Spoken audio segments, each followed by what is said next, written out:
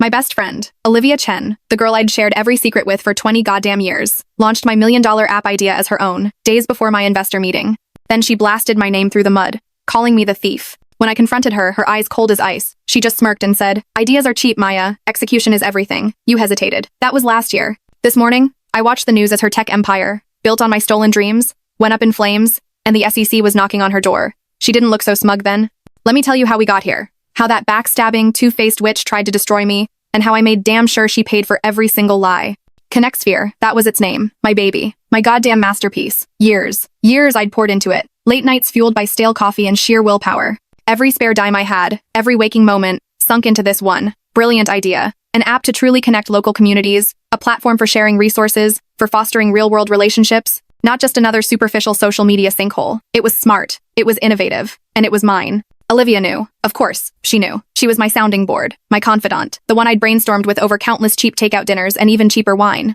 I'd shown her every line of code I struggled with, every user interface mock-up, every single slide of my investor pitch for Ethan Walker, a big-shot tech investor who'd actually agreed to meet me. Olivia had cheered me on, her eyes wide with what I'd stupidly mistaken for genuine excitement. "This is it, Maya," she'd squealed, hugging me tight after I'd secured the meeting. "You're going to be huge. We're going to be celebrating on a yacht in the Bahamas. She'd said we. The irony is so thick now, it chokes me. The launch with Walker was set for a Tuesday, my future, hanging on that one meeting. I was a nervous wreck, but a hopeful one. This was my shot.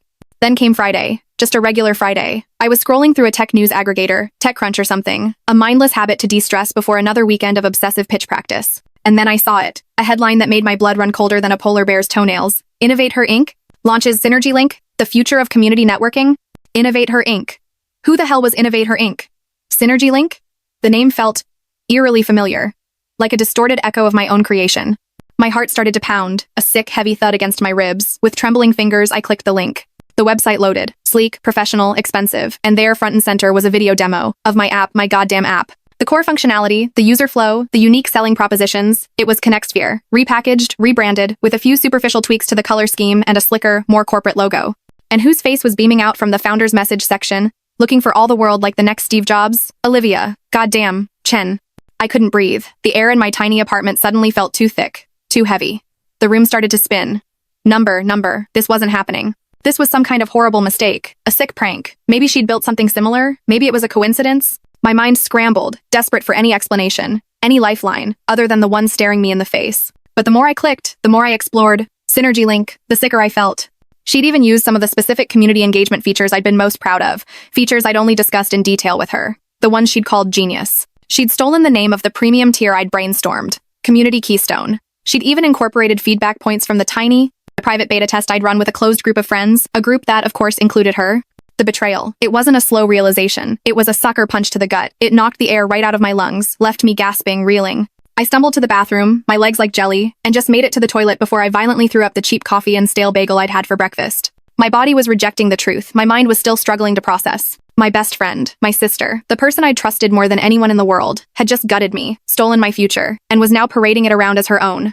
My phone buzzed on the bathroom floor where I dropped it. A calendar reminder, a cruel, ironic twist of the knife. Final pitch prep, W. Olivia, 2 p.m. The audacity, the sheer unmitigated psychopathic gall of that woman. She was actually planning to sit there, listen to me practice pitching my own stolen idea to her, and offer helpful suggestions. The rage, when it finally hit, was a tidal wave. It drowned out the shock, the nausea, the heartbreak. It was a pure, cold, clarifying fury. Oh, hell no. This was not how my story was going to end. She wasn't getting away with this. Not on my watch. I didn't bother calling her. What was the point? To hear more lies? More fake sympathy? This required a face-to-face. This required a reckoning. I drove to her new office, a sleek, minimalist space in a trendy downtown high-rise, a space that screamed successful tech startup, a space that my idea was undoubtedly funding. The irony was a bitter pill. The receptionist, a young guy with artfully messy hair and an expensive-looking watch, tried to stop me. "Miss Chen is in a very important strategy meeting. She can't be disturbed." "She can and she will be," I snarled, my voice a low growl I barely recognized as my own. I didn't break stride.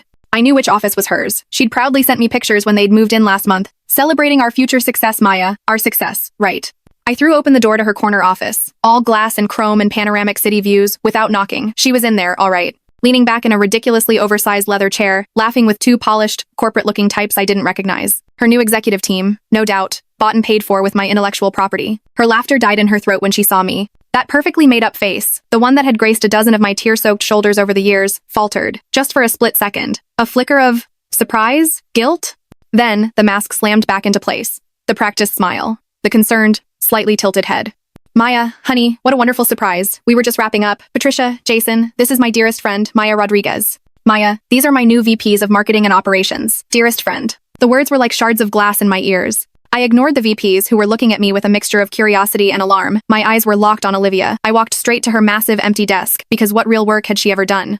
And slammed my tablet down, her Synergy Link website blazing on the screen. Explain it, Olivia, I said, my voice dangerously quiet, each word clipped precise. Explain how my app, ConnectSphere, the one I've poured my heart and soul into for 3 years, the one you knew every single detail about, suddenly has your goddamn face on it, under a new name, launched by your company. Her smile didn't even twitch. The woman was a professional. A con artist. A goddamn sociopath. Oh, Maya, sweetie, she said, her voice dripping with that fake, cloying sympathy that always set my teeth on edge. Are you still on about that little project of yours? I told you, great minds often think alike. It's a pretty common concept in the networking space, you know. I suppose I had the vision and the resources to execute it more effectively, bring it to market faster. Okay, resources, vision, execute. She had the unmitigated nerve to use those words after she'd ripped my vision out of my head and executed it with my stolen code. A common concept, I laughed, a harsh, ugly sound that had no humor in it, only pure, unadulterated rage. Olivia, this isn't a common concept. This is a goddamn carbon copy. You even used the beta tester feedback I shared with you. The exact phrasing for the user onboarding. The color palette I was leaning towards for the premium tier, the one I showed you mock-ups of. You expect me to stand here and swallow that colossal pile of bullshit and call it a coincidence?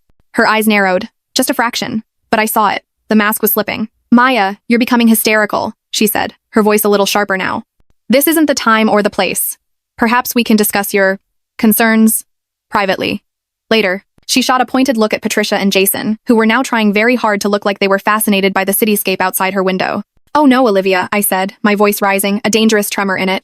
We're discussing this right here, right now, in front of your new team. Let them hear all about your brilliant execution. Let them hear how you execute friendships. Let them hear how you backstabbed the one person in this world who trusted you, who believed in you, who shared her goddamn soul with you, and then you just ripped it out and stomped on it.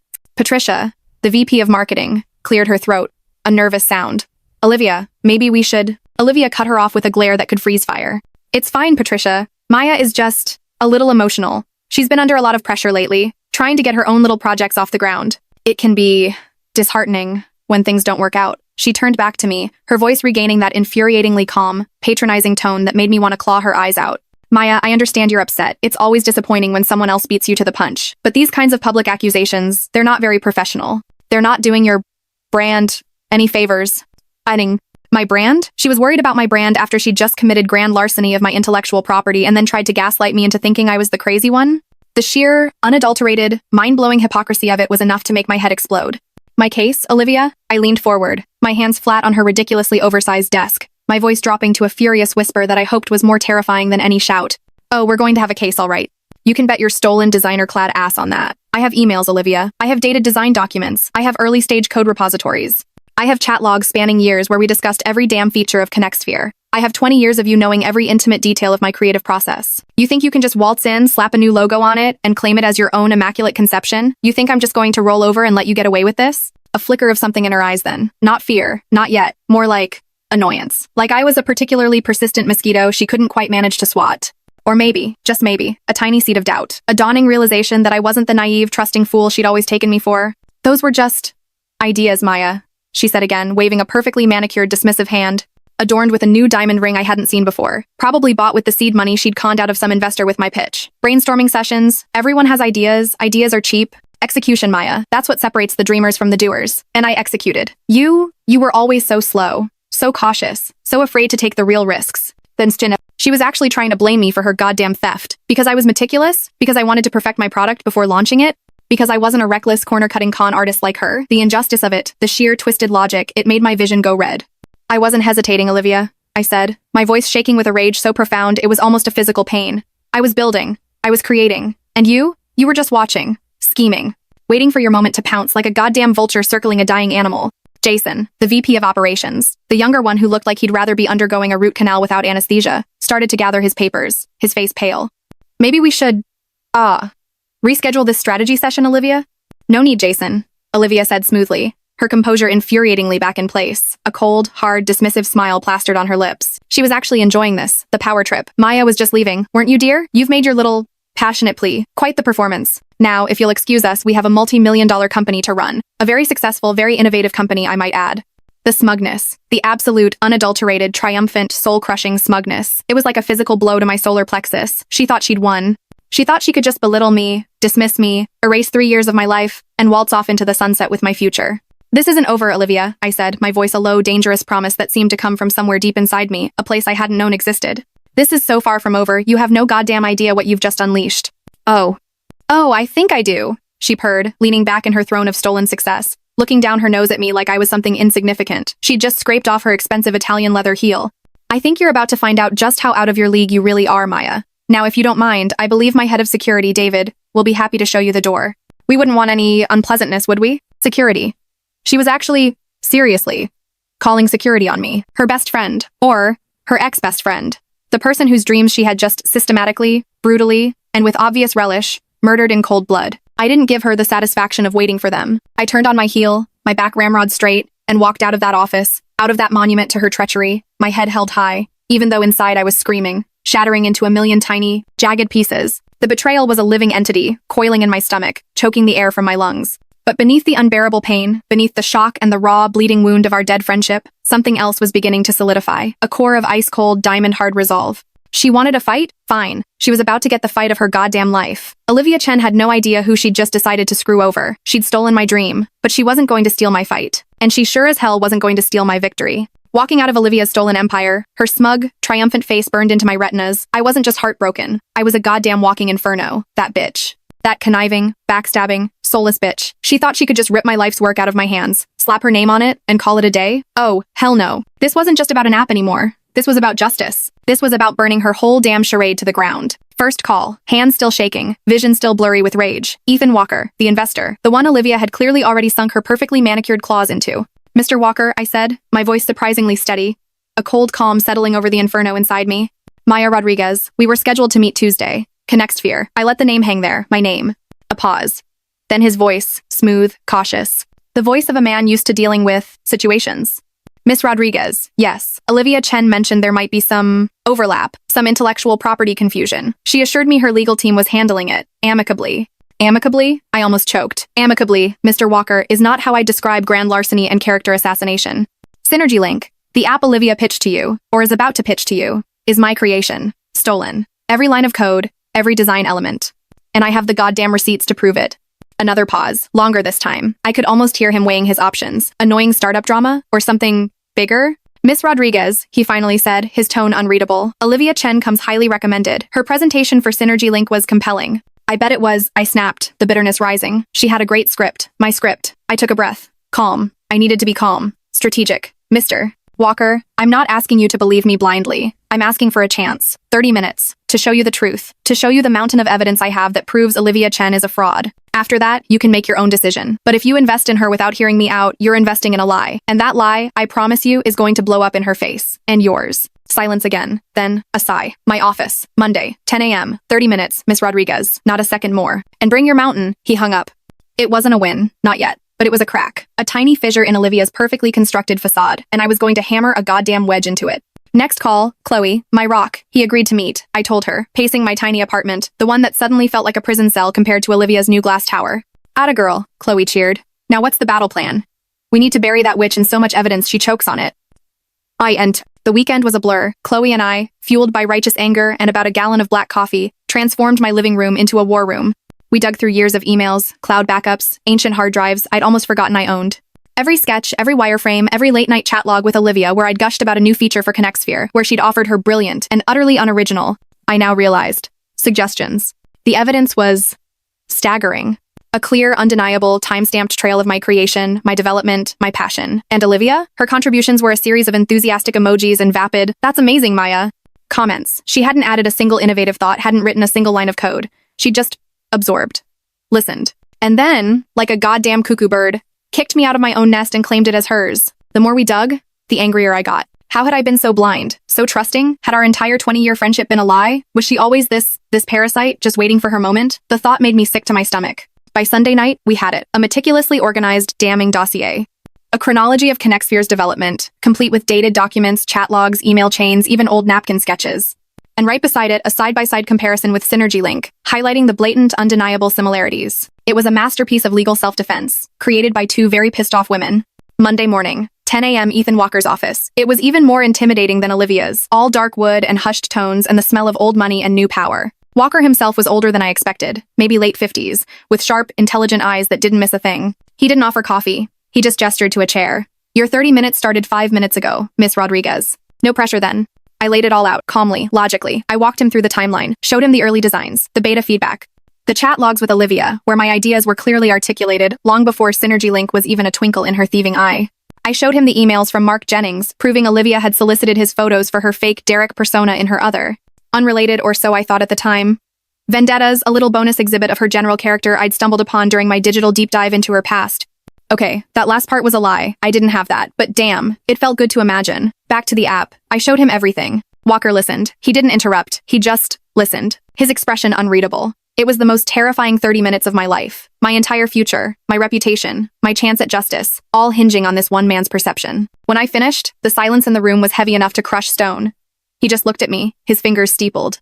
Then, he picked up my dossier, flipped through it slowly, paused on a few key pages. Olivia Chen presented a very compelling counter-narrative, Miss Rodriguez, he finally said, his voice still neutral. She claims you were a junior collaborator, that many of these core ideas were, in fact, hers, and that you became disgruntled when she decided to take the project in a new direction with a more experienced team.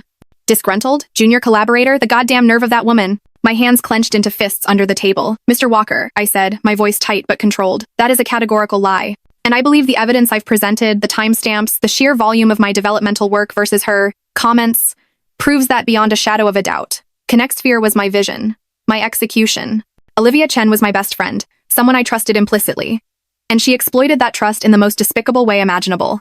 He nodded slowly, still unreadable. She also provided letters of support from mutual acquaintances, testifying to her vision, her leadership on this project. My heart sank. Of course, she did. Olivia was a master manipulator. She could charm the birds from the trees, then sell them a timeshare in Antarctica. She'd probably bribed or bullied half our social circle into signing whatever bullshit she'd concocted. Mr. Walker, I said, leaning forward, a desperate plea in my voice. Those people, they don't know the real Olivia, not like I do, or not like I thought I did. She's a chameleon. She's whatever you want her to be, but underneath it all, she's a user and a thief. He looked at me for a long, agonizing moment. Then, he closed my dossier, pushed it gently back across the desk. Thank you for your time, Miss Rodriguez, and for this information. I will take it under advisement. My team and I will be conducting our own due diligence. You'll be hearing from us. Dismissed. Just like that, I walked out of that office feeling numb. Had I convinced him, or had I just wasted my breath? My last desperate hope. Olivia, with her slick presentations and her web of influential contacts, she was a formidable opponent. And I was just me. One woman against the machine. That evening, just as I was about to drown my sorrows in a pint of Ben & Jerry's and a bad reality television marathon, my burner phone buzzed. An email. Anonymous sender. Subject line, Olivia's loose lips. My heart leaped into my throat. I clicked it open. It was a short, cryptic message. Heard you're having trouble with OC. She's not as smart as she thinks. Check the server logs for Project Nightingale. DE. Backup files. Password. Songbird 1 number. Then a string of what looked like internal IP addresses and file paths. And a name. David Escobar. Project Nightingale? Backup files? Who the hell was David Escobar? And what was Project Nightingale? Chloe, my tech-savvy savior, was over in a flash. Her eyes lit up when she saw the email. Project Nightingale. That was Olivia's code name for her first big solo project at her old company, OmniCorp. The one that got her that promotion right before she left to start Innovate Her. So? I asked, confused. What does that have to do with ConnectSphere? Chloe was already typing furiously on her laptop, navigating a series of secure login screens I didn't even recognize. Olivia always bragged about how she single-handedly developed Nightingale. But there were rumors, whispers, that she'd borrowed heavily from a junior developer who then conveniently got laid off right before Nightingale launched. Her fingers flew across the keyboard.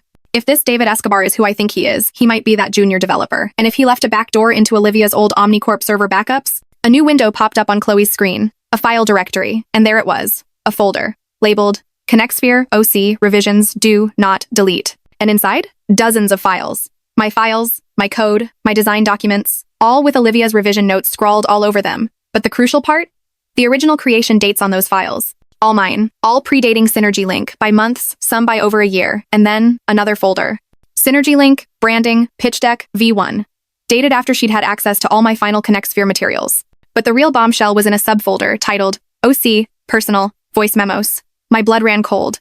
Chloe clicked on one, dated just a few days after Olivia had launched Synergy Link. Olivia's voice, clear as a bell, but this wasn't the polished, professional Olivia. This was her, late at night, probably after a few too many glasses of wine, talking to someone, a friend, a lover? So Maya is freaking out, of course. Poor thing. Thinks I stole her little app. As if. Ideas are a dime a dozen. She was too slow, too precious with it. I saw an opportunity. Then a smug little laugh that made my skin crawl. Chloe just looked at me, her eyes wide. Holy crap. Ames. This isn't just a smoking gun. This is a goddamn nuclear bomb. It was. Olivia, in her arrogance, in her gloating, had just handed me her own head on a silver platter. She thought she was so smart, so untouchable. She had no idea that sometimes the ghosts of your past, the Davids you screwed over, have very long memories and very good hacking skills. My earlier despair, my fear, it all vanished, replaced by a cold, exhilarating certainty. I had her. Oh, I had her good. Ethan Walker was about to get an update, and Olivia Chen's carefully constructed world of lies was about to come crashing down. Hard. That voice memo. Olivia's smug, gloating confession. It was the sweetest goddamn sound I'd ever heard. Chloe and I listened to it on repeat, a battle hymn for the righteous fury that was now coursing through my veins. Synergy Link is going to make me a goddamn millionaire, and she can just watch. Oh, I was going to watch, all right. I was going to watch her empire of lies burn to the goddamn ground. And I was going to be the one holding the match. First thing Monday morning, I didn't just walk into Ethan Walker's office. I strode in, head high. Dossier 2.0 in my hand, now featuring the explosive David Escobar files and Olivia's little confessional audio gem. No more begging, no more pleading. This time, I wasn't asking. I was telling. Walker's poker face was still firmly in place, but I saw a flicker in his eyes when I mentioned new, digitally verifiable evidence. He ushered me into his office, that same imposing room, but this time, I felt like the one in control. I didn't waste time with pleasantries. I laid out the new evidence. The server logs from OmniCorp. The original creation dates on my ConnectSphere files, all predating Olivia's Synergy Link. The damning internal chat logs where Olivia instructed her team to essentially plagiarize my work. And then, the pièce de résistance, I placed my phone on his polished mahogany desk and pressed play. Olivia's voice, so confident, so arrogant, so utterly self-incriminating, filled the stunned silence of that multi-million-dollar office. Maya is freaking out, of course. Thinks I stole her little app. As if ideas are a dime a dozen. I saw an opportunity. As her smug laughter echoed from my phone, I watched Ethan Walker's face. Slowly but surely, the carefully neutral expression crumbled. His eyes, those sharp, analytical investor eyes, widened. A muscle twitched in his jaw. By the time the recording ended with Olivia's dismissive, "Frankly, my dear, I don't give a damn," Walker looked thunderous. He didn't say anything for a long moment, just stared at my phone as if it had personally offended him. Then, he looked up at me, and for the first time, I saw something other than cautious neutrality. I saw respect. And I saw a cold, hard anger that mirrored my own. "Miss Rodriguez," he said, his voice low, tight. "It appears I owe you an apology. And Olivia Chen owes you a hell of a lot more than that." He picked up his own phone. "My legal team will be in touch with yours within the hour. And as for Innovate Her Inc. and Synergy Link, consider my potential investment officially, and very permanently, off the table." He paused. "In fact, I believe I have a few calls to make to some other interested parties who might want to reconsider their own involvement with Miss Chen."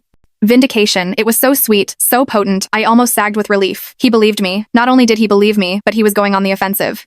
Olivia, in her arrogance, hadn't just stolen from a friend. She'd tried to con a very powerful, very well-connected investor, and Ethan Walker was not a man to be trifled with. My lawyer, Miss Davison, a shark in a Chanel suit if ever there was one, was ecstatic when I told her. "This is it, Maya," she'd said, a predatory grin spreading across her face. "This is the kill shot. We don't just have a civil case for intellectual property theft anymore. With that recording, with the evidence of premeditation and malicious intent, we might even have grounds for a fraud investigation." And so, the war began. For real this time. We filed the lawsuit. A massive, comprehensive takedown of Olivia Chen and Innovate Her Inc. We laid out every piece of evidence, every damning email, every stolen line of code. We subpoenaed David Escobar, who, with the promise of legal protection, agreed to testify about Olivia's pattern of borrowing ideas at OmniCorp. Olivia, of course, tried to fight it. Oh, how she fought. Her high-priced lawyers threw up every smokescreen imaginable. They claimed the recording was faked, that David Escobar was a disgruntled ex-employee with a vendetta, that I was the one obsessed, trying to piggyback on Olivia's brilliant success. They countersued me for defamation, for harassment. It was a goddamn circus. The tech blogs, the ones that had so eagerly trumpeted Synergy Link's launch, now had a new, juicier story. Startup scandal. Innovate Her Inc. Founder accused of stealing $1,000,000 idea from best friend. Olivia's carefully crafted image as a tech visionary, a female empowerment icon, began to crack, then shatter. The legal battle dragged on for months. Depositions, motions, endless, soul-crushing paperwork. There were days when I wanted to give up, when the sheer ugliness of it all, the constant reminders of Olivia's betrayal, threatened to drown me. But then I'd listen to that recording again, to her smug, dismissive voice, and the fire would reignite. Chloe was my constant, my sanity check, always there with coffee, a shoulder to cry on, and a fresh dose of righteous fury. And Ethan Walker? He was a man of his word. He didn't just pull his potential investment. He made sure everyone in his network knew exactly what Olivia Chen was. Other investors pulled out, potential partnerships dried up. SynergyLink, once touted as the next big thing, started to hemorrhage users as the scandal grew.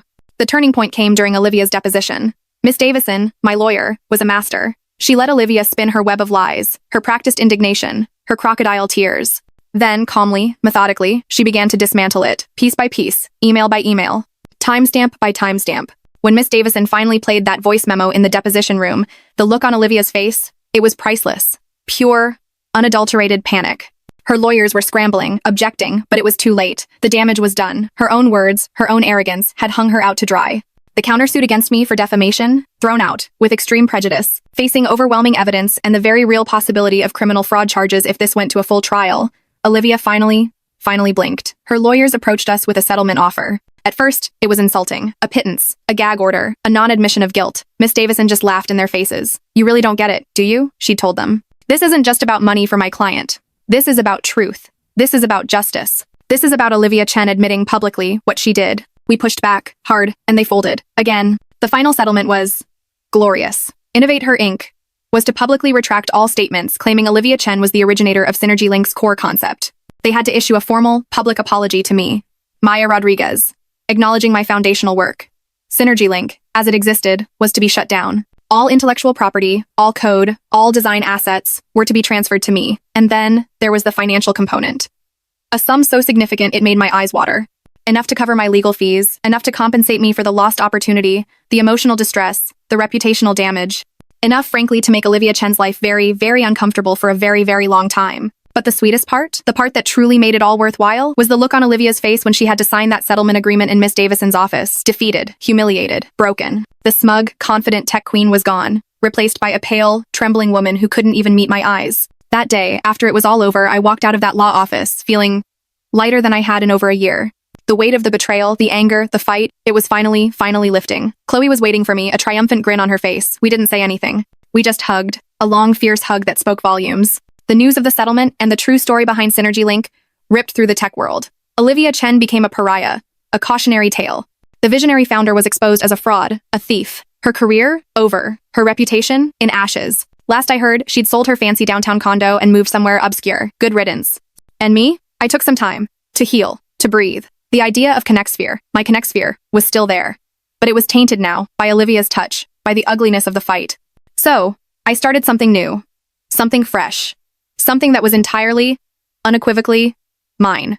I used the settlement money, not to buy a yacht in the Bahamas, but to build a small, ethical tech incubator, a place to help other young, passionate innovators, especially women, bring their own dreams to life, a place where trust and collaboration were paramount, where ideas were nurtured, not stolen. Ethan Walker, he became one of my first investors, and a mentor. He said he'd learned a valuable lesson about due diligence and about character. I still think about Olivia sometimes. Not with anger anymore.